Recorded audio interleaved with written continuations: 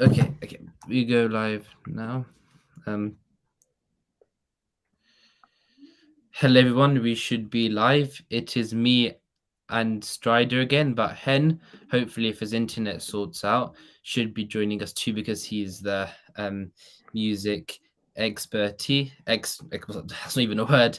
Firstly, hello Strider. Hey, man. Great to have you here. And look what's come up, Bear McCreary. Of course, we'll try to do the stream. Of course, there'll be a little bit of an ego thing that we did get it correct about a year ago. But of course, that's not the main thing. The main thing is that we finally have it confirmed. And hi to everyone in chat. Hi, Tim Bolton, Most Humble, Harry Criskin, Orion Pax, Priscilla TV, Quarantino, Merge Dojo. Hey, everyone. So, I think, yeah, but there's also Strider has a Howard Shaw confirmation as well. So Howard Shaw and Bear McCreary are both working on Rings of Power. But I think as we tweeted a few days ago, Bear, Bear McCreary is more involved than that of Howard Shaw. And look how this has panned out.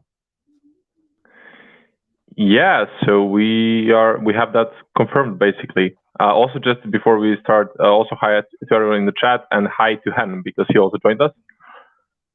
Yeah. Oh, we say okay. We Strider, you talk we while I have get Hen in, okay? okay. Yeah, so we have a new article from Rolling Stone. Composer Bear McCreary to score The Lord of the Rings, The Rings of Power. So that's the news we have, and along with the news, we have two snippets, basically two compositions, two soundtracks for the show titled Galadriel and Sauron, and we will get to them very soon. So I'll just read the first part. So exclusive. Bear McCreary will score the anticipated series, while Howard Shaw returns to Middle-earth for the show's theme tune. Hen, what are your first thoughts about this? I mean, it was to be expected that Howard, who is I think scoring another film very soon, wouldn't be able to score more than a portion of the show, a theme, a collection of ideas, that sort of thing. So it makes sense. At the same time, I mean, Bear McCreary's work is all like okay and stuff and nice, but the suites that we've heard here are not the finest music that I've ever heard. Okay, well, as skeptical as usual, Yeah, but fair enough. No, I mean, no. The thing yeah. is, Howard Shore really did something amazing with the movies, and it's just hard to hear somebody else do the music. Like, I mean, I feel the same as well. But I mean, we'll comment specifically on the tracks a bit later. But this is definitely a confirmation of what we have been saying. And lately, in the last couple of days, there was a lot of noise around the internet regarding the fact that Bear McCreary was, I believe, removed from IMDb. So there was a lot of what's happening, you know. But now, finally, we have it all confirmed. And should we move on to the next one? Yeah. Do you want to read that one? Actually, Strady, could you read that one quickly? Because I want to get something else on screen. Thanks, mate. Yeah, okay. Thanks. Celebrated composer Bear McCreary will score Amazon's anticipated The Lord of the Rings, The Rings of Power, Rolling Stone UK can exclusively reveal.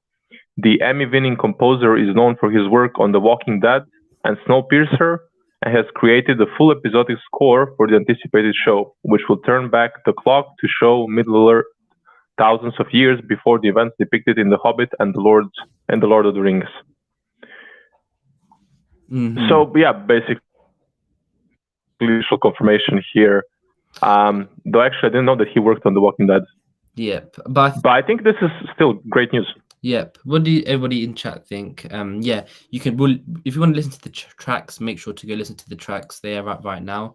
Interestingly, label I think Galadriel and Sauron, but I think having Howard Shaw work on his own was never going to be, I think, at this stage, 100% possibility. But I think it's still, I think, the best of both scenarios, and I think Bear McCreary is still really talented. But I think the next one, in fact, actually has a quote from him.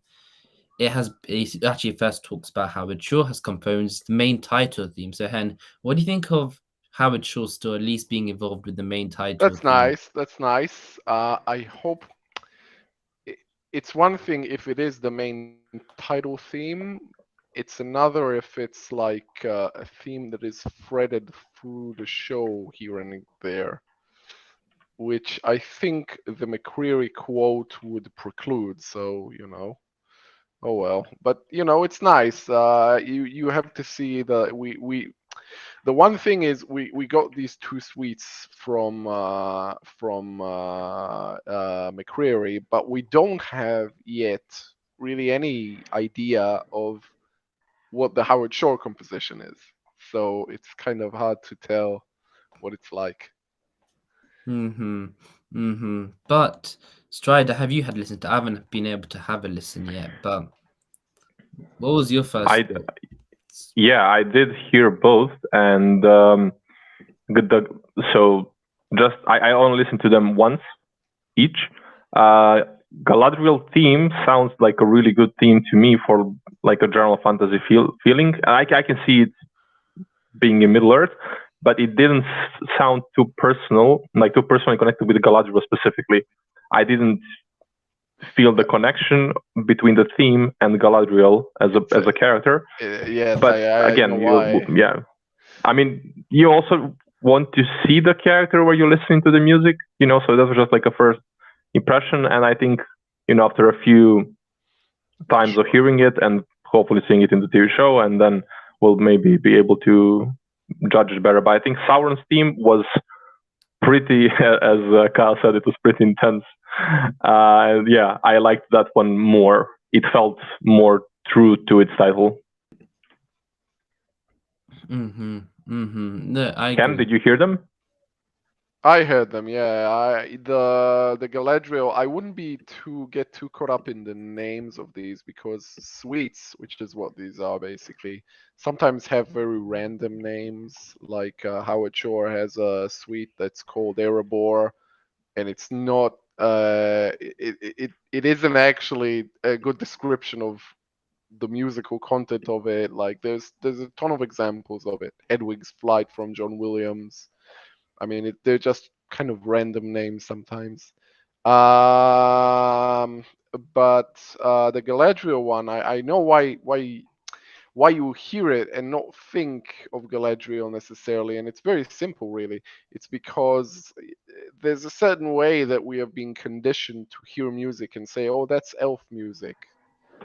Certain contours and stuff, like a little bit Eastern tinged harmonies and that sort of thing. This almost sounds like music that we would typically associate with human civilizations, with Gondor, with Rohan, with that sort of thing, more modal. And so that's why you're not hearing it and thinking, right, Galadriel, because it's Yeah, not. I think I cannot. I'm not an expert on music, so I cannot put it as Yeah, me eloquently as you. neither. But I think you did say it properly. It doesn't sound like an Elvish theme at least now.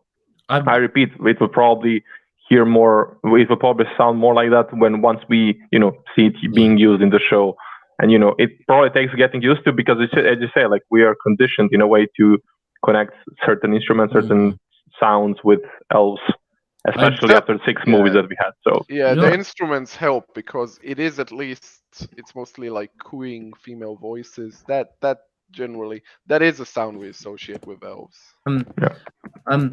I've just listened to the first 30 seconds of the Galadriel one, and I'm not sure if people have maybe seen BBC Merlin in the past, but it sounds a lot of it sounds so similar to how that sounded, their main theme, but I think it's quite nice. It is. I don't think, necessarily putting that to Galadriel, but once, wait, Hen, are there like character themes? So this is not like an album theme, but more of like a character theme. So like again, like one thing is I wouldn't get too attached to the names of the suites themselves, but also beyond that, just no, I'm saying as in, was this made for the character for Galadriel? So it's, you very know. difficult. I mean, Also, like, you might want to push your camera down a bit as well. yeah, I mean, Yeah. when is the theme really like they tend to be used a bit more broadly than just I see that character, I hear this guy walks on stage, I hear that. They tend to be a bit more, flexible.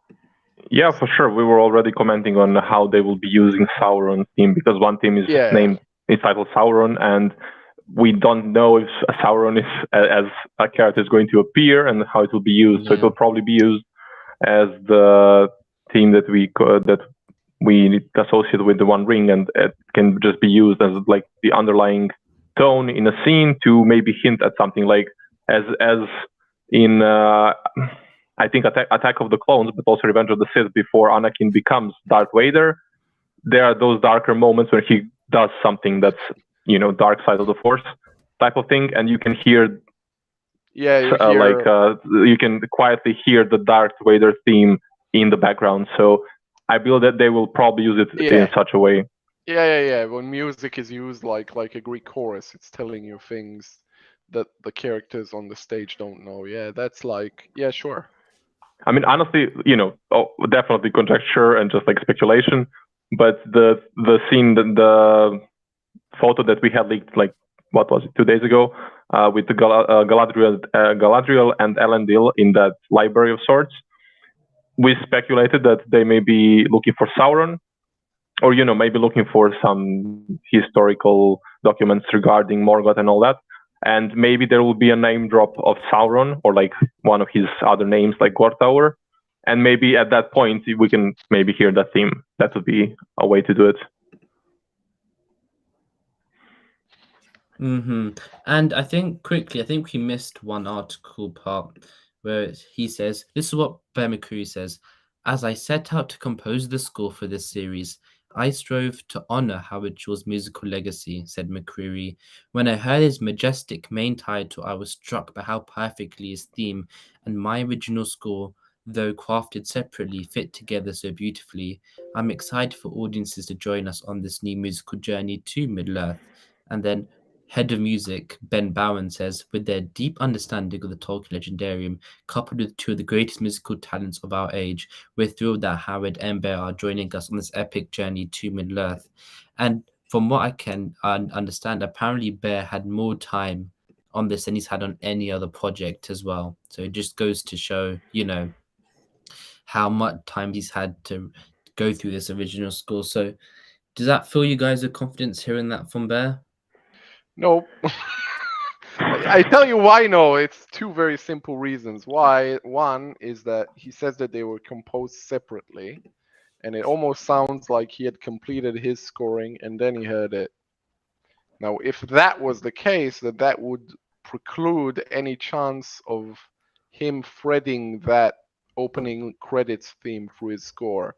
I was expecting something a little bit more along the lines of what John Powell did with Solo, or what Natalie Holt did with Obi-Wan, which is that John Williams made a theme or a collection of ideas in a suite and let the main composer, use it in his composition. Whereas if it's really just for the opening credits, it's it's nice to have, but you want more. The other thing is that this like little like his theme and my original score, though crafted separately, fit together so beautifully. Like that sort of thing. Again, that's the sort of thing that people will say. Like Natalie Holt again would say, "Oh yeah, John Williams' theme fits very nicely with my score," and then I hear it and her score, and it's like, oh, there's like this Natalie Holt. It's gonna not gonna sound nice, but there's this Natalie Holt noise, and then there's the John Williams theme, and then there's Natalie Holt noise again. So it's very hard to tell from this. Yeah, well, I think that is a valid concern, but perhaps they just, I believe it would make sense for me, but then again, I don't know much about composing soundtracks or composing in general. But I think like they would probably, exchange notes at least a little bit, especially since there was a lot of time for that. So I don't know. I hope that they did still like discuss all of this a bit. But yeah, I can see the risk of the main theme being maybe vastly different, having like a vastly different vibe than the rest of the show. Hopefully that won't be the case. But I mean, at least, and you definitely said it well. We will always want more of Howard Shore. So yeah, I mean, we'll have to see. Yeah. One thing I will say though is that this does not sound like. If I heard that, I would not think of Peter Jackson's Lord of the Rings at all. Right. And it's interesting that they have become that detached. Whether some people might like that, some people might not like that, but it seems to be quite an interesting distinction that we have gotten from this. And it's interesting because he's talked about, one respecting the legendary his things from Howard Shore, but then it sounds so different. Like maybe is this with the point that this is the second age? It is a different era, a different part when everything's more majestic. So maybe the score and the music will be a bit more heightened. Could that be a reason why? I mean, sure, but I mean, you do that in music. You take a musical idea and you change it. That's another point. I don't think these musical themes are very amenable to change, but that's like beside the point for the moment. You take a musical idea and you change it. So I'm struggling to think of an example, but like it sounds different at the beginning than it sounds at the end. The opening credits of An Unexpected Journey sound totally different from the music when the dwarves charge out of the gates of Erebor, but it's the same music. It's just being treated differently, or so you do that. In this case, the DNA of the composition is totally different. What I liked from the Peter Jackson film trilogies is that when you're first at the Council of Elrond, then you see Boromir up there. I think then doesn't the Gondor theme just for a split second start playing? There is a theme that we associate with Gondor. It plays for a while, yeah. And then that doesn't come back till later on. So like very late, yes. Yeah. And would that be possible with something like this happening? Because if Bear can deliver that. Technically, we've only heard two of his ideas. This Galadriel suite, which contains a couple of melodic ideas, and the Sauron one. Obviously, there's more music than just those ideas.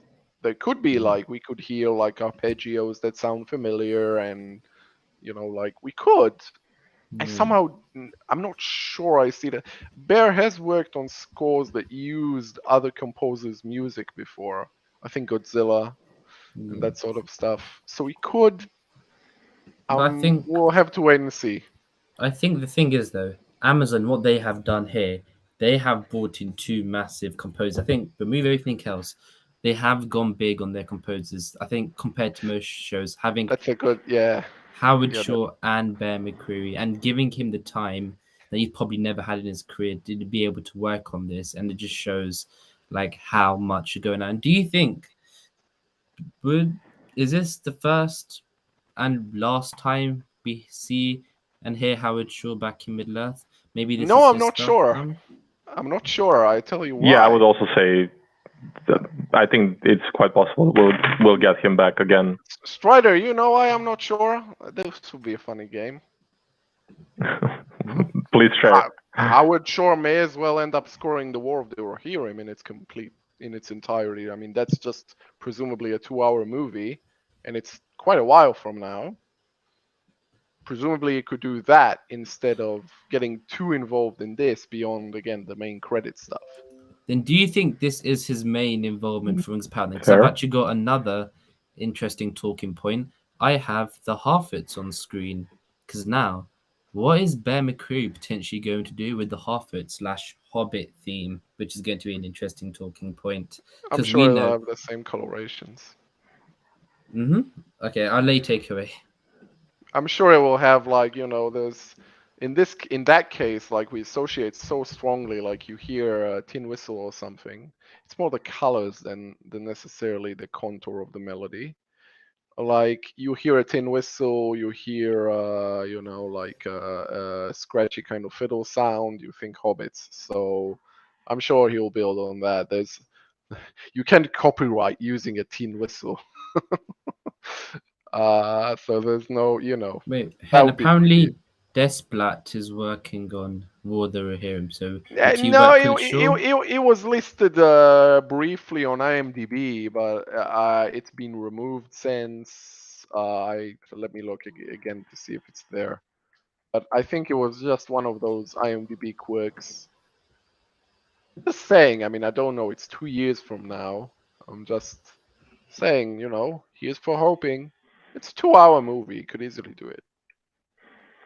Sure, but I would also like to say that I think, the show will go on for quite a while, and I think there's also a chance for him to come back and, do something here. But Yeah, actually, maybe. the thing I'm wondering is, in the trailer, in like the teaser, the last one that we got, there was like that one moment where you kind of hear those Elvish sounds, like for like the Rivendell tune or something like that. You hear it And the whole teaser. The whole teaser. yeah, sure, but like there's that one particular moment when you hear that, like starting notes from Rivendell and so on. So I'm wondering, will they be able to use something like that? Because Maybe. okay, they used it in the teaser, and then in a way that will again have Howard Shore be present still in the show, and I'm hoping that we do get to see that or to hear that. Yeah, possibly. Yeah, I mean, like, look at John Powell again, yeah? His score, like, he does use beyond the ideas that William composed and associated with the young solo, which are brilliant, by the way. There's also some other material that you recognize, some the asteroid field, that sort of stuff. They could. Yep. Also, it looks like Sean's in the chat. Hi, Sean. Yeah. Hello, Sean. About this. Yep. Also, Amanda says, please could someone put... Actually, we'll try to get that up in a second. And then someone's talking about the themes. So, yeah, you said themes aren't copyrightable, Hen. So does that mean that from, like, they can still make it sound like the Hobbit theme, even though... themes are copyrightable. I'm just saying, I mean, like parts, you said like the instruments are used. Yeah, you can't copyright using a tin whistle. You'd have to sue James Horner. I mean, like, and you can't sue, like, not the motives themselves, but the basic motives, the plastische Urmotiv, and the pieces that the themes are made of. You can't copyright a perfect fifth or a descending third, or like it's like copywriting words in the dictionary. Like, you can't do it. So yeah, sure, but that doesn't seem to be the case here. These themes are not built from the same Urmotivs, the same basic motives as the themes that we know. But maybe some of the other stuff would. I don't know. There is another point you brought up which reminded me, which is the resources placed in Bear's hands. Recording music costs money. Like hiring like Abbey Road for a while and hiring the London Phil and stuff. So it was nice to hear a chorus in this because the chorus costs more money. It was nice to see. Well, actually, and maybe like in a second. Yeah. Because we actually have a tweet from. I'll get up in a second. We have a tweet from Bear McCreary where I think he's talking about it. But quickly, before this dog carries on barking in the background, I'll quickly say, Strider and Hen, how excited are you after this? And also that's to the chat as well. Out of 10, how has this drop been for you? Strider, I'll start off with you. Well, I heard the only big score that I remember that that was Bear McCreary was in Black Sails. I just recently watched the show again. Really good show, and the music there is amazing. I really loved the soundtrack. So we've been talking about Bear McCreary for months, now, and it's great that it's confirmed for me. I was really happy when I heard that he did this. I know that he also scored some hit video games, and even though I haven't played them, I like to keep those soundtracks when I play D&D or something like that. I like to have them in the background. So I'm very excited about this. Of course, the more Howard Shore, the better. Absolutely. I hope he does something else besides the main theme, at least in one of the future seasons. But yeah, I'm very excited for this. I'm also if you remember 2 days ago when we did the stream, I said that I want them to confirm the composers for the San Diego Comic Con. That was my one wish. So finally we can rest peacefully. We know who is doing the music for the show. So I'm very happy for this. Yeah. Yeah, I have, by the way, from an associate of Howard Shore's, Doug Adams. Do you know if Shore is just on the main titles? Are they not working together at all? Doug's response, just. So, you know. Oh, well.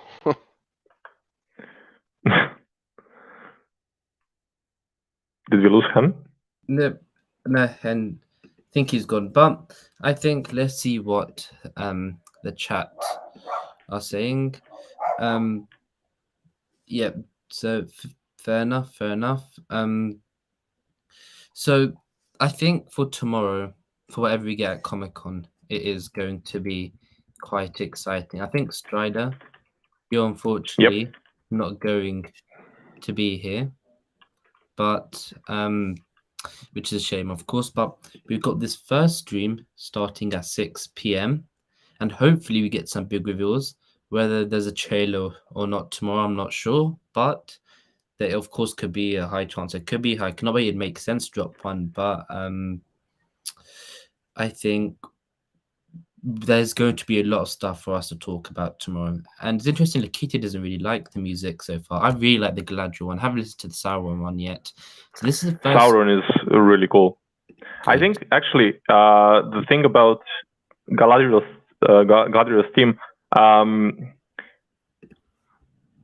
think they didn't use that many vocals in the background. Actually, I now can't remember. I think there are some vocals, but not much. And like in a way less than what we're used to for like that, you know, Rivendell theme, let's say, or the Elvish theme, however it's called. So I think that's maybe the thing I'm missing the most in Galadriel's theme. But in Sauron's theme, there is a strong male choir, like a strong presence of a male voice in the background. So I think that was really cool, and that's maybe what made me like that theme more. It felt more specific. Yeah. And Sean said, we don't want the music to be same as the films. Amazon have always tried to not do the same as the films. So I don't want Shaw really. And I think for that, the way it's happened now is probably the best way to have that be true, because, you know, we have him doing the main theme, but it seems like him and McCreary worked quite separately. So I don't think, even though he's thought about it, even listening to these first two themes, like that first thing I said before, it took me to BBC Merlin, not Lord of the Rings, Peter Jackson. So I do think, we are starting to see that distinction.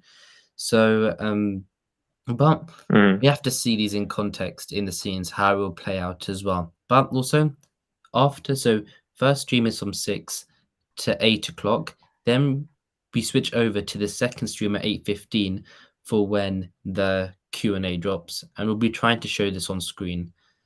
So that is the plan for tomorrow. Big day tomorrow. That's all I can say, is that tomorrow is going to be a very, very big day. So hopefully we'll have a lot of you here. Yeah, as Mark of the Dragon said, we have to adapt to a new era. But Strider, my man. Yeah, we have to adapt to a new era, definitely. We have to find a way to distance ourselves a tiny bit from the movies and like be open to the TV show, just to give it a chance.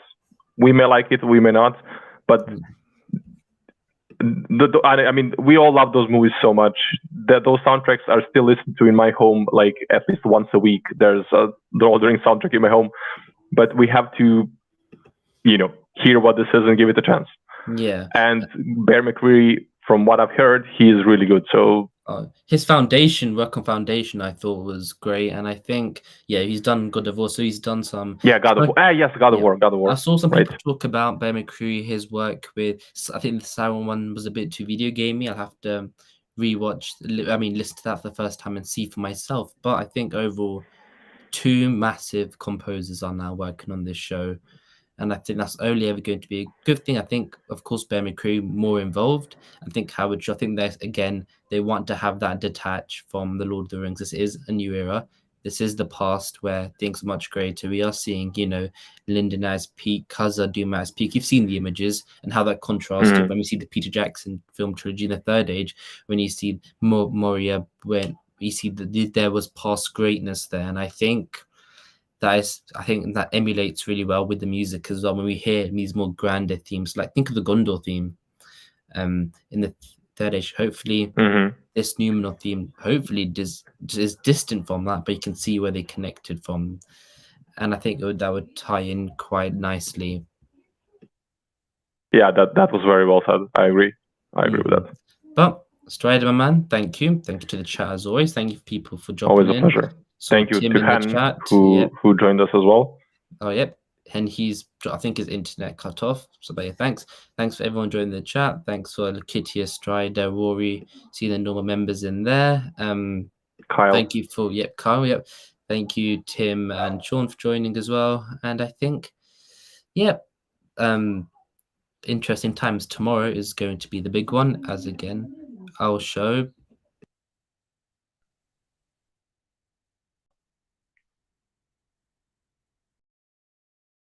But until next time, thank you, Strider. Bye. Thank you. Thank you to everyone. Bye-bye.